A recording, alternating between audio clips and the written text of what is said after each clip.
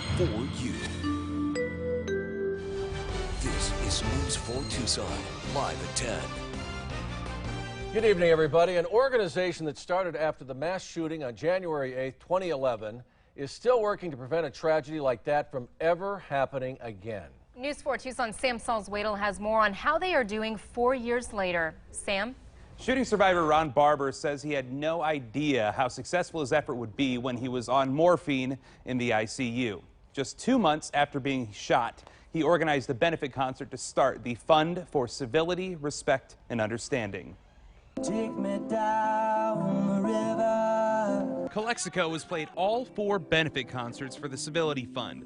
Drummer John Convertino says it's a great feeling. What's happening this moment, in Paris and in Europe, I think this concert is even more valid and important, because worldwide, people need to be civil. How many of you were at the first one back in March of 2011? Ron Barber organized the first concert while still healing from bullet wounds. What could we do to turn that terrible day into something good for the community?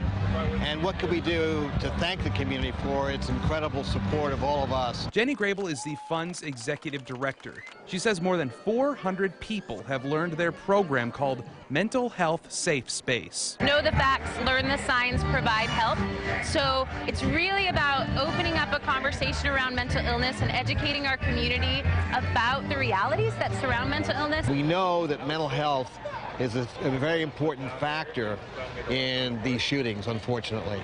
And the stigma of mental health as an issue keeps people from getting treatment. Do you solemnly swear that you will support and defend the Constitution? Barber had to step away from his organization as a member of Congress. Now he plans on getting more involved again. Those issues still resonate with the community, and we will continue to raise money and to pursue those projects.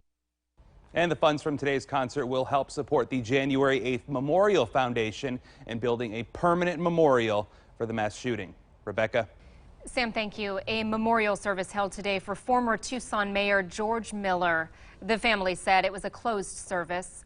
Miller passed away early Christmas morning at 92 years old. The Democrat helped the city become the first in Arizona to adopt a hate crimes law. He served as mayor from 1991 until 1999. Arizona's new governor, Doug Ducey, making his first State of the State address tomorrow. So what's expected to be on his agenda? Sean has more from the TechNet Center. Sean? Thanks, Rebecca. Today, Doug Ducey tweeted this picture out preparing for tomorrow's address. Now, one of the biggest issues he's going to be facing is a $500 million deficit in the current budget year and a $1 billion shortfall in the next fiscal year, which starts July 1st. So how exactly does he plan to try and fix all that? Well, he's expected to announce a statewide hiring freeze, although there will be some exceptions like child and public safety.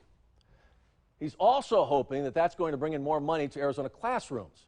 Ducey's expected to also speak about a long-standing legal dispute over school funding, where the state Supreme Court ruled that schools were shortchanged during the recession. Now, I'm going to be at the State of the State address tomorrow, and we'll have coverage on it starting at noon and throughout the rest of the day. Rebecca?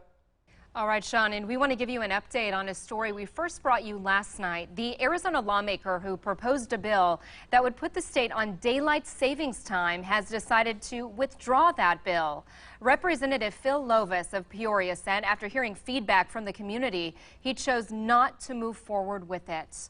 But what other bills are still on the table? News 4 Tucson's Dominica Fuller has more, new at 10.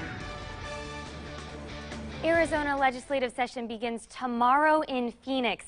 Around 1,500 bills are usually introduced, and so far only 60 bills have been filed. And here are a few of the proposals that could have an impact on you. One bill on the table, legalizing marijuana. Anyone over 21 could purchase, possess, and consume the drug. There would also be a $50 tax an ounce, potentially bringing in $48 million a year in tax revenue. And Big Macs may be a thing of the past for people who use cash assistant cards or EBT cards. The cards would no longer be accepted at fast food restaurants. One bill will actually raise the maximum amount an inmate is paid. Right now, the inmates can be paid as much as 50 cents an hour. This bill would raise it to $1.50. And for you high school students, you may not get a cap and gown unless you take a civics test. The bills cover a large span of topics, anywhere from nuclear emergencies to genetic experiments. I'm Dominica Fuller, News 4 Tucson.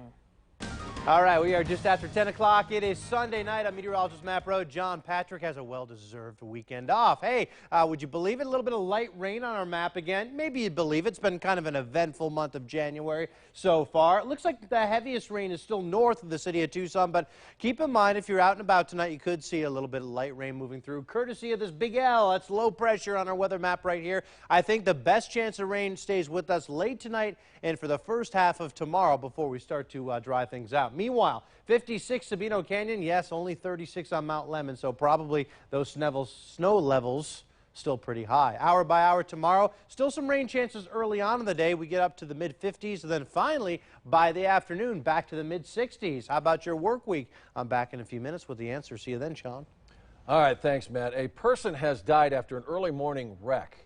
It happened just before 3 a.m. on I-19 near Pima Mine Road. It is unknown at this time if anyone else was injured in that accident. Southbound lanes on I-19 were closed earlier, but are now back open. Well, speed and alcohol were a factor in a fatal crash on the south side today. Tucson police say the 35-year-old driver lost control of his truck and hit a utility pole near 36th Street and Park Avenue around 7 a.m.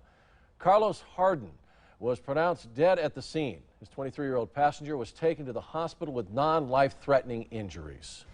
A developing story now. Cochise County Sheriff's deputies are on the lookout for a man accused of shooting another man in the face. It happened around 1 a.m. in Whetstone, which is near Sierra Vista. The victim is now at a Tucson hospital in the intensive care unit. Deputies are looking for this guy, 25-year-old Devon Boston. He has a tattoo of a skull on his left chest area and a burn scar on his right hand. Boston was last seen driving a blue 1990 Toyota truck, license plate ANA 6213. If you see him, don't approach him. Call 911 instead. Well, the largest rally for unity against terror is happening in France. Today, some international journalists studying at Arizona State University grieved over the tragedy in a more quiet way. They laid a bouquet of flowers and left signs with pencils taped to them outside the French consulate to show support to France and journalists from Charlie Hebdo. They were all killed in Wednesday's attacks. They say the pencil statement is meant to represent free expression. Je suis Charlie, written on those signs, means we are Charlie. The Scottsdale pilot killed in a small plane crash in California Friday was a research professor at ASU. 47-year-old Alberto Bejar worked in the School of Earth and Space Exploration, developing ways to measure changes in the natural world like the ocean's depths and Antarctic ice caps. He was also involved in NASA's Mars Curiosity rover expedition. Some breaking news now. Divers have retrieved one of the black boxes from the Air Asia jet that crashed more than 2 weeks ago in the Java Sea. 4 divers recovered the flight diver recorder, although the search for the cockpit voice recorder continues. Both are essential in understanding what brought the flight down and killed 162 people. Well, up next at 10, why are some cancer patients struggling to get life-saving medications? News 4 Tucson investigators explains this serious shortage. Plus, the disturbing video that has parents around the country on the edge of their chairs. Keep it right here. News 4 at 10. We'll be right back. Investigating for you. This is News 4 Tucson.